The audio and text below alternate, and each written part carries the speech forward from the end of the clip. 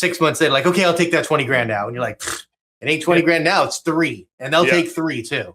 I want to hit on just like do's and don'ts, things you've seen, things you've experienced, things that you like, things you don't like. Give like a top 1 or top 2 things of learnings with buying or selling businesses. My second one might be better because your story made me think about another one too, is buying the business, like give a deal and then he backed out. Here's a lot of experience from this share here is we've all heard like speed to lead, right? You want every interaction you have with your client, you want to push them as far down that sales funnel as you possibly can, right? One call close, whatever you want to call it. It's the exact opposite when somebody wants to sell a business or buy a business. How many people do you know, maybe you've been here, the moment you decide I want to sell my business, it's like the most freeing feeling. You haven't done anything, but just the fact that like I'm done, like I'm free of this thing. That was me exiting our Minneapolis maid service business.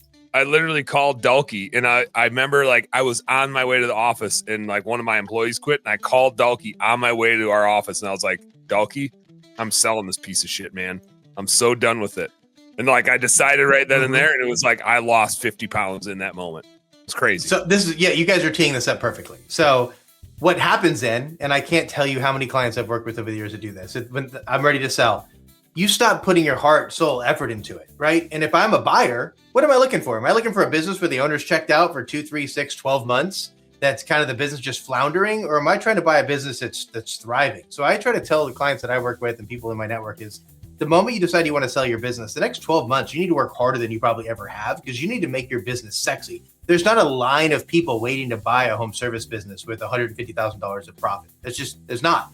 And so how do you make your business more appealing? You do it by making it sexy. Like, we're answer the phone. We got a good culture. That's what an investor wants to see. And it's the opposite for somebody who wants to buy a business, is knowing that mindset is let it drag out. Speed to lead is not the case for this because 99 times out of 100, somebody that is that 250 or below in EBITDA is checked out. They want to sell their business, they've checked out.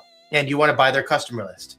And if their customer list is every 2-3 years, pressure washing, if you don't buy it for 6 months, it's not like it's going to be ruined, but they're going to be, this is kind of sad. They're going to be demoralized. They're going to be more bitter. They're going to be more upset, and they're just going to want to liquidate and get out. And so you don't need to just jump on and buy businesses immediately, especially the ones below the 200,000 EBITDA. Let time run its course, and 9 times out of 10, they're going to become more desperate and come back to you. That's why I love your story, Dan, because it's so true. I've seen that so many times. 6 months later, like, okay, I'll take that 20 grand now. And you're like, it ain't 20 grand now, it's 3. And they'll take 3 too. Yeah. So, or 0, or they'll take 0.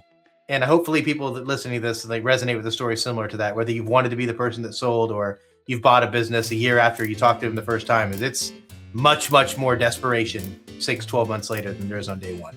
Yeah, don't be in a race. Don't be a desperate buyer. Hey, Home Service Heroes, thank you guys so much for tuning into our Home Service Happy Hour content today.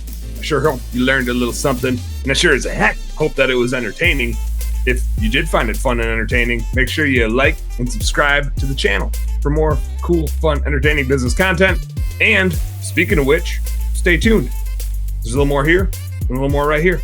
Check it out.